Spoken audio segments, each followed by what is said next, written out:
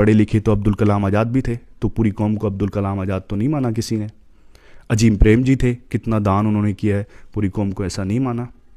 वीर अब्दुल हमीद भी थे, पूरी कौम को ऐसा नहीं माना। डॉक्टर्स का मर्तबा बहुत ऊंचा होता है, खुदा ने उनको लोगों की जानें बचाने की जिम्मेदारियां दी हैं, लेकिन अगर वही लोग लोगों की जानें लेने का प्लान बनाने लगे तो सोचो इससे बड़ा घोर कलयुग और हमारी आंखों के सामने क्या आ सकता है।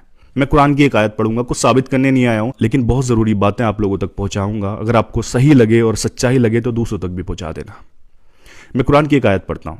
कुरान की एक सूरा अल माइदा है, उसकी आयत नंबर 32 है, जिसमें लिखा है, साफ साफ लिखा है, कोई भी पढ़ सकता है, आप ऐप में ओपन कर सकते हो या कुरान ओपन कर सकते हो। आयत नंबर 32 में लिखा है कि जिसने एक जान का कत्ल किया बजाय उसने कि ज़मीन पे कोई फसाद फैलाया हो, यानी जिसने एक बेगुनाह जान को कत्ल किया उसने पूरी इंसानियत को कत्ल किया, और जिसने एक बेगुनाह जान को बचाया तो गोया उसने पूरी इंसानियत को बचाया। अब उनका क्या कसूर था जो ब्लास्ट में मारे गए?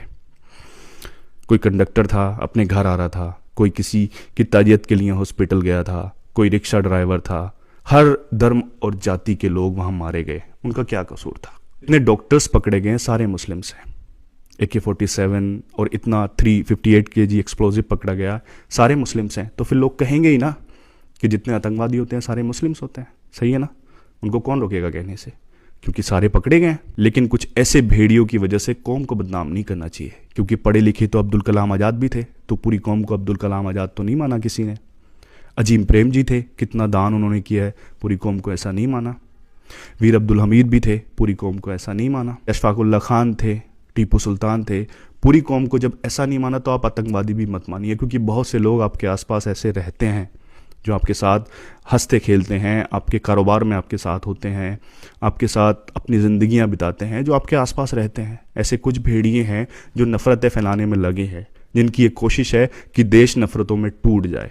ये दरिंदे जब ऐसी हरकतें करते हैं तो सिर्फ लोगों की जान नहीं लेते, उनके साथ साथ उनके परिवारों की जान भी ले लेते हैं, क्योंकि बहुत सारे परिवार ऐसे हैं ना जो उन्हीं बंदों पर डिपेंड थे, निर्भर थे, जिन बंदों की जान जाती है तो फिर उन परिवारों का क्या होगा? कोई भरपाई कर पाता है?